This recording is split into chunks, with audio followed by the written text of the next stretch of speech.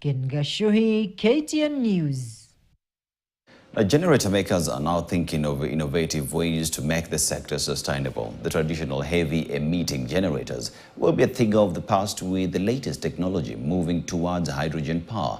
Sector leader Blackwood Hodge, Kenya, says hydrogen power technology is the future. Right now, everybody's thinking about global warming. And we thought, what if? Yes, we do have generators which are very good. They do emit, but the combustion is very good. We find little smoke, little carbon emission, and that's what on our generators we have. But we added on to that, and we bring in hydrogen fuel cells, which is a clean way of producing energy. So come and see on June 12th this kind of technology, which you want to start bringing into Kenya.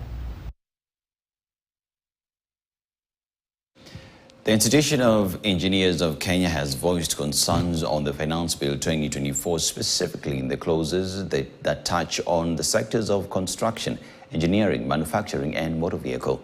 While submitting to the Parliamentary Committee on Finance, the Institute's President Sharma